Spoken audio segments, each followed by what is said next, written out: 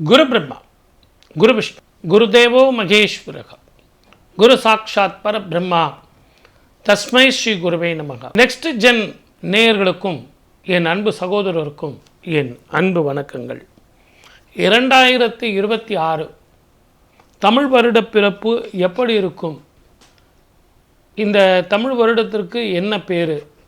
60 வருஷத்தில் இது எத்தனாவது வருஷம் அப்படிங்கிறதுலாம் இந்த நிகழ்ச்சியில் பார்க்க போகிறோம். இது எல்லாத்த விட பொது பலன்கள் எப்படி இருக்கும் அப்படின்னா, பராபவ வருடம் அப்படிங்கிறது இந்த வருஷத்தினுடைய பேர்.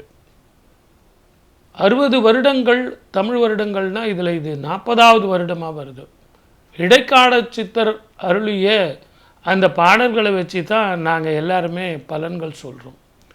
ஆனால் இந்த ஜாதகத்தில் இப்போ நம்ம கவனிக்க வேண்டியது என்ன அப்படின்னு கேட்டிங்கன்னா, இந்த வருஷம் பிறக்கும் பொழுது ராஜாவாக வருவது யார்? குரு. மந்திரியாக வருவது செவ்வாய். குரு உச்சம் பெறுகிறார். 12 வருஷத்துக்கு ஒரு முறை கடகத்தில் போய் உச்சம் பெறுகிறார். உச்சம் பெற்ற குருவோடு 18 வருஷத்துக்கு ஒரு முறை கேது வந்து சேருகிறார். இதை எல்லாத்த விட 7.5 சனியில் இருக்கிற மீனராசிக்கு 9ஆம் பார்வையாக பார்க்குறார். குரு தன் வீட்டையே தானே பார்க்க போகிறார். இப்படி சுப பலன்கள் நான் நிறைய சொல்லிக்கிட்டு போனாலும், சனியும் செவ்வாயும் சேரும் காலமும் தனுசுலையும் மகரத்திலையும் கும்பத்திலையும் மீனத்திலையும் 4 கிரகங்கள் சேர்க்கையும் யாரெல்லாம் யார் கூட சேரக்கூடாதோ அவங்க எல்லாம் சேர்ந்துருக்காங்க. ஆகவே நீரினால், நெருப்பினால், இயற்கை அழிவுகளால், போர் பதட்டத்தினால், வேற்றுமொழி இனத்தவர்களால், தீவிரவாதத்தால் நிச்சயமாக பிரச்சனைகள் வரும். முதல் 6 மாதம் உங்களுக்கு வறட்சியாக இருக்கும், நீர் பஞ்சம் இருக்கும். அடுத்த 6 மாதம் உங்களுக்கு வெள்ளமாக இருக்கும். மொத்தத்தில் கவனமாக இருந்தால் நல்லா இருக்கும். இந்த ஆண்டு உங்களுக்கு 2026 ஏப்ரல் மாதம் 23ஆம் தேதி தேர்தல் வருது.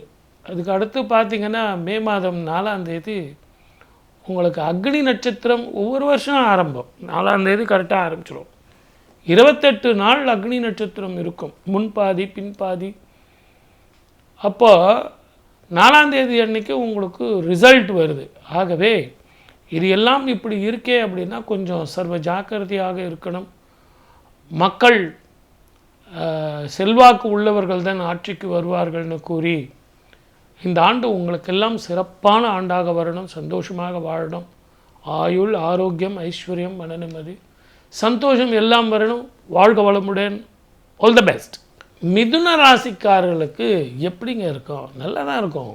இந்த கோபத்தை விடணும். குற்றம் பார்க்கல் சுற்றம் இல்லை. எனக்கு அவன் சரியில்லை சார், இவன் சரியில்லை சார், இவன் அப்படி சொன்னான், இப்படி சொன்னான். அதே மாதிரி நீங்கள் செய்கிற தொழிலில் கூட நான் அவனை நம்பினேன், இவனை நம்பினேன், நான் கடன் கொடுத்தேன் சார். சார் வேறு என்ன பண்ண சொல்கிறீங்க? ஏதோ ஒரு ரூபா நான் வெளியே கொடுத்தேன்னா குடும்பம் நடக்கும் இல்லைங்களா? 7.5 சனி, அர்த்தாஷ்டம சனி, அஷ்டம சனி, கண்டக சனி அப்படின்னு வகை வகையாக நான் சனீஸ்வரரை பார்த்துட்டேன். அப்போ இந்த ஆண்டு நமக்கு எப்படி இருக்குது அப்படின்னும்போது நிறைய சுப செலவுகள் வரப்போகுது.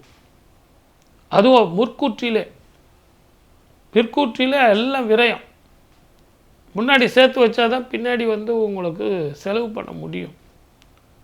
முதல்ல உங்களுக்கு திருமணம் ஆகாதவர்களாக இருந்தால் திருமணம் ஆகிடும். கெட்டி மேளம் கொட்டியே தீரும்.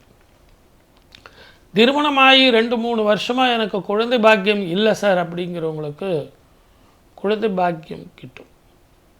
அதே மாதிரி வீடு வாங்கிறதோ, வாகனங்கள் வாங்கிறதோ, வாகனங்களை புதுப்பிக்கிறதோ, வாகன செலவு பண்ணுறதோ, ஃப்ளாட்டில் இருந்து இண்டிவிஜுவல் ஹவுஸ் வாங்கிறதோ, இல்லைனா லேண்டில் இன்வெஸ்ட்மெண்ட் பண்ணி அதில் ஏதாவது பண்ணுறதோ, இப்படின்னு தாராளமாக பண்ணலாம். ஆனால் நல்லா ஞாபகம் வச்சுங்க, நான் அடுத்தவனை நம்பினேன், அடுத்தவனை பண்ணுறேன் அப்படிங்கிறதுலாம் வேண்டாம்.